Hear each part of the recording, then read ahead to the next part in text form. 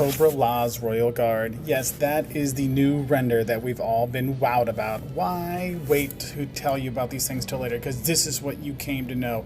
This is the fantastic new reveal, and there's other ones, because today they released New York Comic-Con and what all the new stuff that we were looking for. And remember when they gave us that render reveal a while back saying, hey, this could be something for you? Well, Hasbro came out and here's the reveal. Remember we had this little piece of something, we thought it was globulous. We thought, oh, it could be something else, not really sure. And Tony, I love Tony. This guy, you can tell he loves G.I. Joe. And he's like, no, what really was the Cobra Royal Guard came out. And this is going to be a deluxe figure for 2026. Look, 4 different heads you can do with those arm, like, swords that are on there. The huge, the soft material cape that comes off and you can put on the wings on there. I mean, Tony was just, like, extremely excited by this. You just see in his face. You just see the love he has for the line. But honestly, when you're in there and you see it up close, I mean, this looks like it's going to be a fantastic figure, because if you're a Cobra Law person, it's Christmas for you, because you're getting the army builder of it. Yeah, it's a deluxe figure, which is a bit much. However, just all the things that come with it, with the huge old sword we had back in the day, just makes it a fantastic addition on there. So I'm super happy with this. So Globulus is going to be coming eventually to kind of finish off that Cobra Law line, but that one was so cool. But we also had that icy vehicle they were talking about, and it's been hinted before, and they've talked about it a lot. But yes, it is the Arctic Cobra HISS, and so now we have some early renders. As Tony said, this is not the final render. This is kind of like my mock-up for it, but it is super cool. Sorry, Lenny's mock-up, and this is what Lenny gives to Tony when Tony makes the better mock-up kind of stuff. But this is his kind of idea, and what's cool, he really went through the stuff that's going to be on it, what's not going to be on it. So it has the missiles, and they're like saber missiles, like Saber-Tooth Tiger. He had a good joke with that, so that was cool.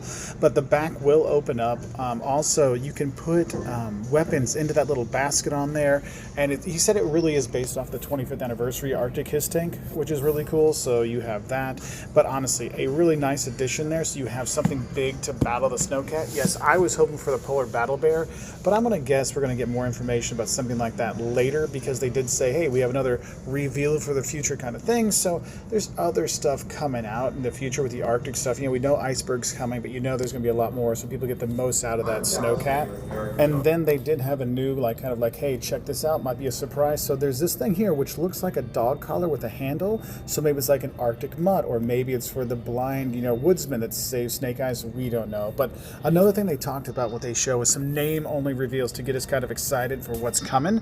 And so one they had is there's going to be a female Crimson Guard. I think this is really cool. There's so many great female characters from the cartoons they haven't made toys for yet, or figures for, and I think this is a great addition, a good army builder, kind of go with the Valkyries and everything, which is super cool.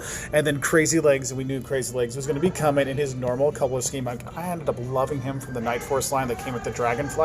At first I wasn't sure, but once I started playing with him and posing him, he's such a good figure, and I know they're going to do a good job of making him in his actual, the red and gray that, you're going to get seen when you're floating down in that kind of things.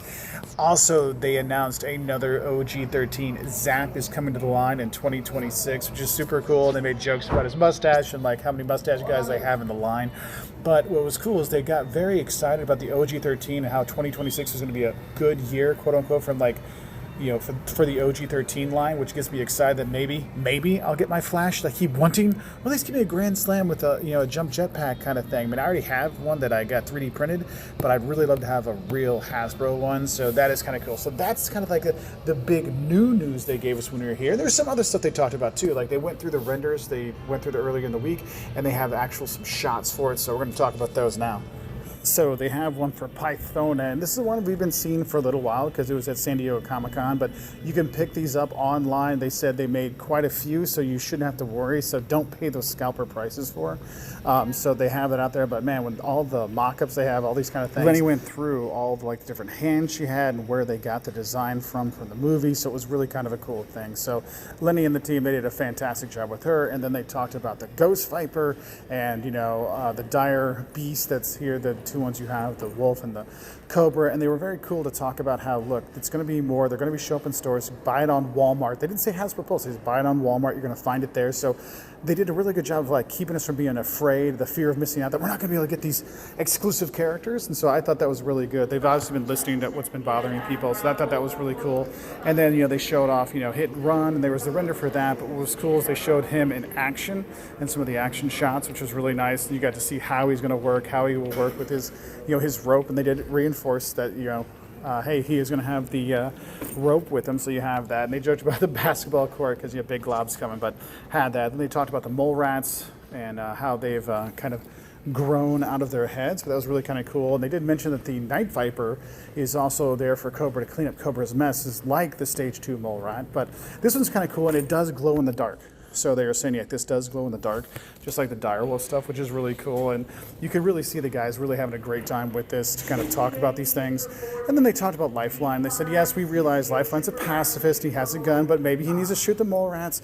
But you can actually take off that holster if you want. So if you want to have him so he doesn't have the gun, so you can keep that pacifist way, you can do that. So that was cool. But it was nice to see him like in action and how it can be used. So I was like, hey, this is pretty cool. So they did a really nice job with Lifeline. I like seeing with his helmet off too, just kind of see what his hair is going to be like. So really, really good render there. And so they were kind of doing their jokes about, basketball and stuff. And they kept going with that. But they talked about the Night Viper for quite a bit and how this is going to be actually the extra ones when they send out the 6 things out there. If that's in the box, that's going to be the one that has the 2. So if you want to army build by the whole set, you can do that. But man, he looks awesome. I mean, come on, you can't go wrong with this Night Viper.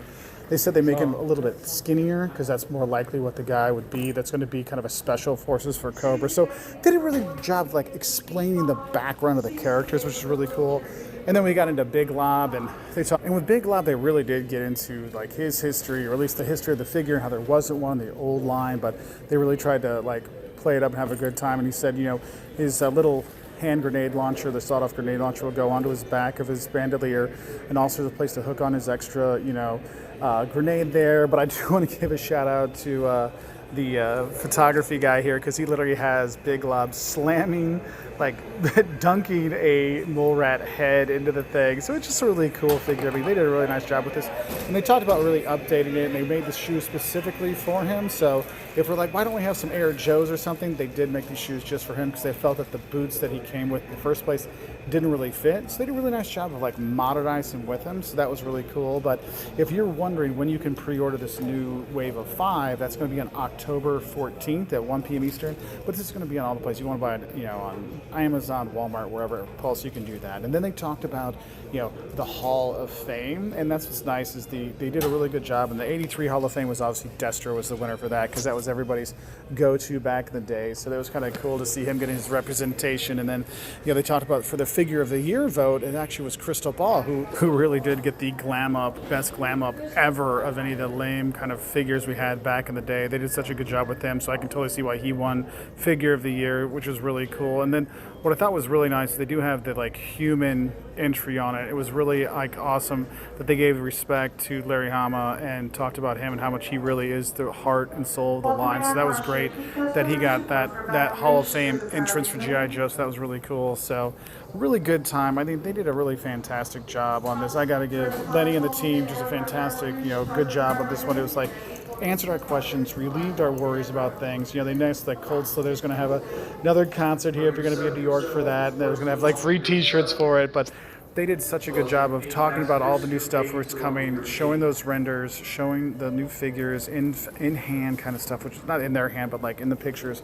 Just a fantastic job. So you could see the happiness, look at this, the yo-jo-ness of it all. They just had such a great job with it. I just want to give them props for that. But honestly, you can't go wrong with this new line coming out. So I'm very happy for that. So if you want to remember what we talked about, they showed the Royal Guard, you got that, and then they showed the Arctic HISS tank. That's the really 2 kind of big things they have that you should know about.